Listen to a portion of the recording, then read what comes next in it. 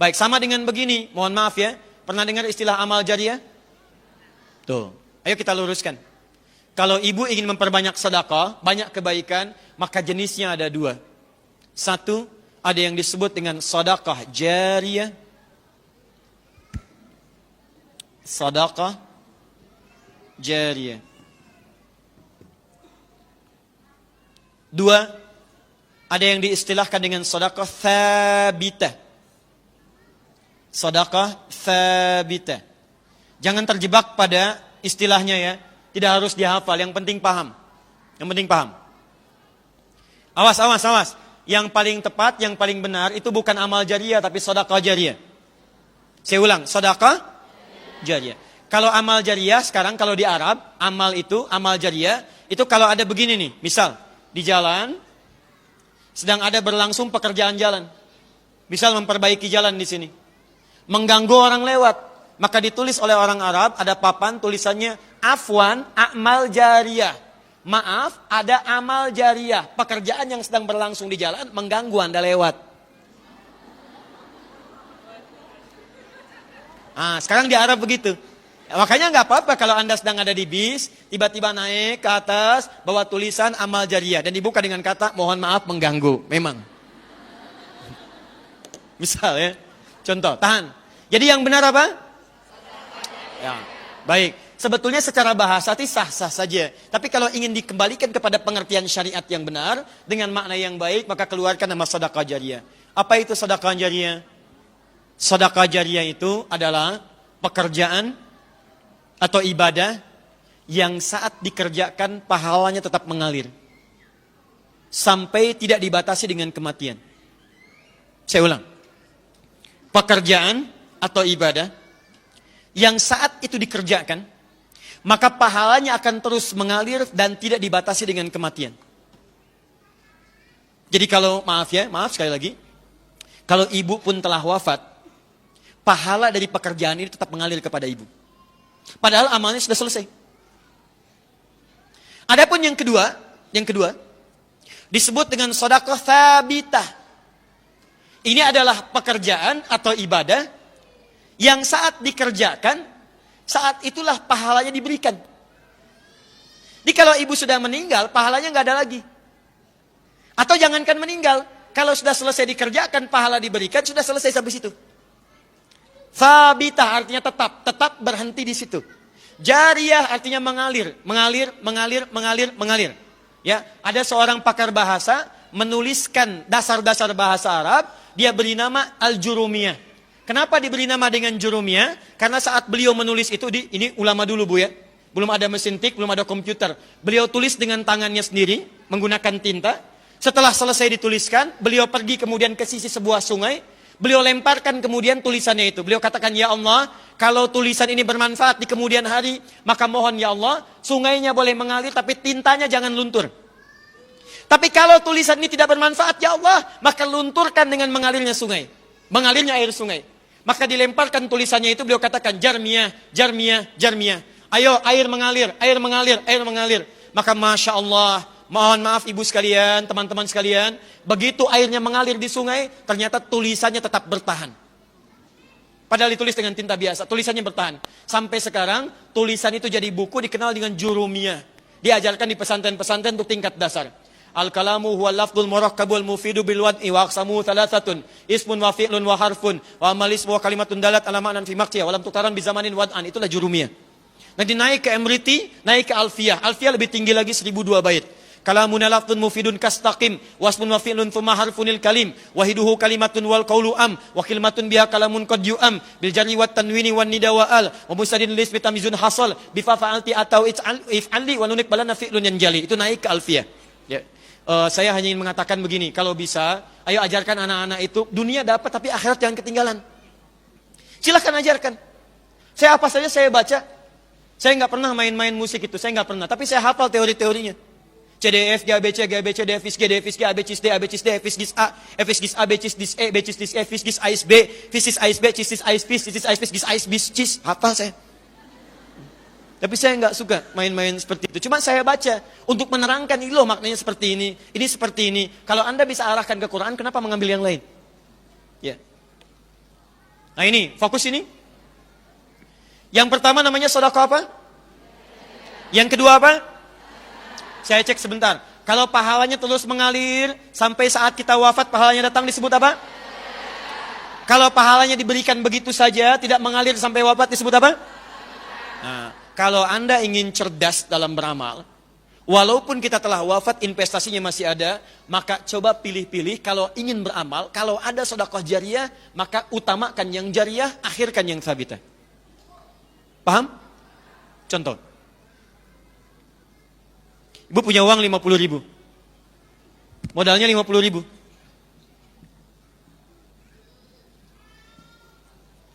Tahan pelan-pelan. Ada dua pilihan. Pilihan pertama, uang itu saya sedekahkan, saya berikan kepada seseorang dalam bentuk makanan. Saya belikan makan. Yang kedua, saya belikan mushaf, saya hadiahkan kepada penghafal Quran. Saya tidak simpan di masjid. Karena saat saya simpan di masjid, belum tentu ada orang untuk membacanya. Walaupun dia baca, misal. Ya boleh silahkan simpan di masjid atau dimanapun. Tapi kalau ingin cara paling cerdas, berikan kepada penghafal Quran. Sama, modalnya sama. Modalnya 50.000. Satu 50.000, yang kedua pun 50.000. Ini saya berikan dalam bentuk makanan. Diterima oleh si fulan. Dimakan itu. Saat dia makan itu, energi masuk dalam dirinya. Diproses, metabolisme, berproses dalam tubuh jadi energi. Saat jadi energi itu dia beraktivitas. Lihat baik-baik. Begitu orang ini sholat dengan aktivitasnya, maka sholatnya dia ibu dapat bagian pahalanya. Ingat, ada hadisnya. Ada hadisnya. Kita misal ambil hadis riwayat Muslim. Nomor hadis 1402 dengan nomor hadis 1300 atau 1897. Yang pertama mengatakan, man sanna fil islami sunnatan hasanatan falahu ajruha misla ajri man amila biha min ghairi an yankusa min ajriha syai'un. Yang kedua, man dalla ala khairin falahu ajruhu misla ajri fa'ili min ghairi an yankusa min ajrihi syai'un. Perhatikan baik-baik. Jika ada yang menginisiasi kebaikan, misal Anda buka majlis ta'lim, kumpul sama-sama, fasilitasi, bawa ustadz yang baik, datangkan, mengajar. Begitu ada orang belajar, mengamalkan itu bukan cuma yang mengamalkan. Anda yang fasilitator mendapatkan pahala dari setiap yang mengamalkan itu. Maaf, yang kedua, dalla, memberikan fasilitas, kebaikan, atau memberikan sesuatu untuk digunakan pada yang baik. Anda beri makanan, nilainya 50.000. Diberikan pada orang tadi, dia sholat. Begitu dia sholat karena energi dari makanan tadi, maka ibu mendapatkan pahala sholat yang sama dengan yang dia peroleh tanpa dikurangi sedikit pun. Jadi dia sholat, Anda pun dapat bagian pahalanya. Oh kalau gitu Ustadz, saya nggak usah sholat, ya saya ngasih makanan aja pada orang. Anda dapat pahala dari orang lain, tapi Anda mendapatkan dosa yang menggugurkan pahala itu. Jadi tetap tidak dapat apa-apa. Persoalannya, saat makanan ini diberikan, energi berkumpul, dia mengerjakan kemuliaan, pahala dapat. Tapi kan energi itu akan hilang. Akan habis bagian makanan itu. Kalau itu habis, maka selesailah kemudian pahala ibu di situ. Saya beli mushaf. Saya berikan kepada penghafal Quran. Saya mau tanya pada ibu sekalian, perhatikan baik-baik. Kalau ada orang baca Al-Quran, satu hurufnya berapa? Tahu dari mana? At-Tirmidzi nomor hadis 2910. At-Tirmidzi nomor hadis 2910. 29110. Lihat sini. Man qara'a harfan min kitabillahi, siapa yang membacakan walau hanya satu huruf dari kitabullah, falahu asyru hasanat, maka akan diganjar pahalanya setiap hurufnya 10 kebaikan, nilai pahala.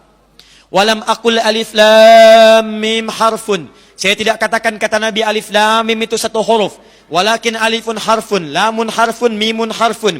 Tapi alifnya satu huruf, lamnya satu huruf, mimnya satu huruf. Walikulli harfin asyru hasanat, dan setiap hurufnya 10 kebaikan. Jadi kalau ada orang baca alif lam mim, dapat berapa? 30. Lihat sini, lihat sini. Alif lam mim. Yang tadi salat. Yang ini salat. Salat dikerjakan sekali dapat 10 kebaikan. Dalilnya Quran surah ke-6 ayat 160 tadi. Man jaa'a bil hasanati falahu asyru amsalihha. Siapa yang mengerjakan satu kebaikan dia dapat 10. Salat oleh Al-Quran disebut hasanah. Dalilnya Quran surah ke-11 ayat 114. Lihat, wa aqimis sholata tarafain nahar innal hasanati yudhibnas sayyiat. Salat disebut hasanah, dikerjakan satu hasanah pahalanya 10. Tadi Anda kasih makanan pada seseorang, dia salat, begitu dia salat dapat 10 pahala, Anda dapat 10 pahala.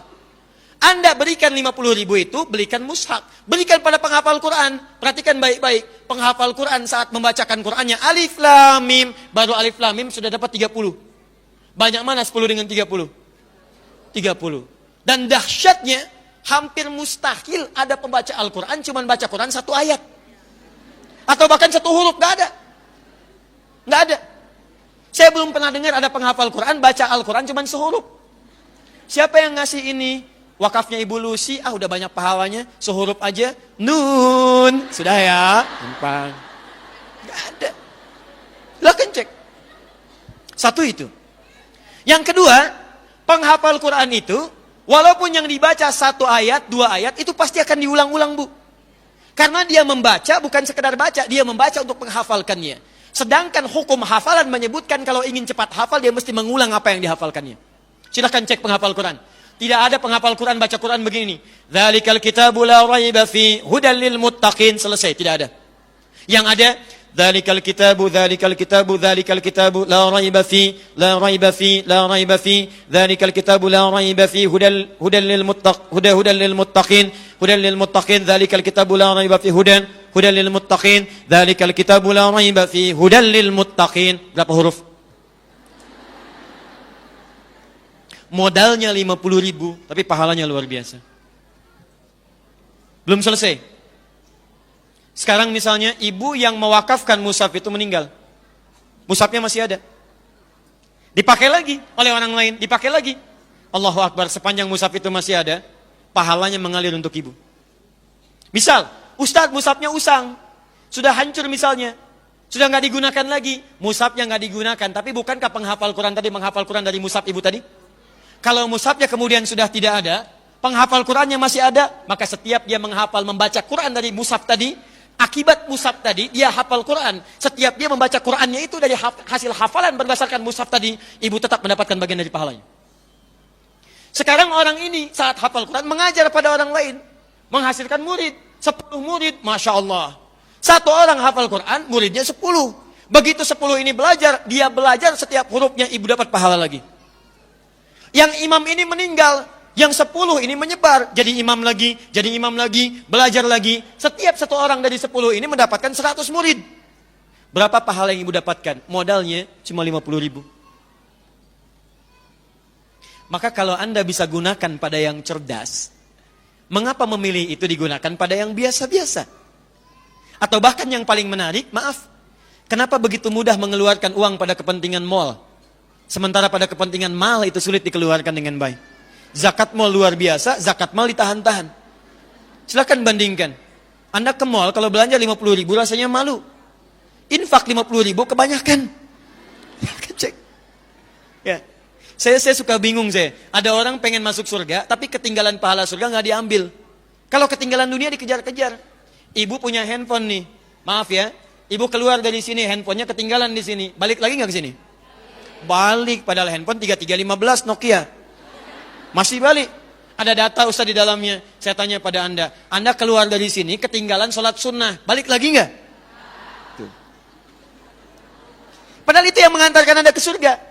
Tapi kalau ditanya, hebat betul. Maunya kemana Bu? Surga Firdaus bersama Nabi. Sama Nabi.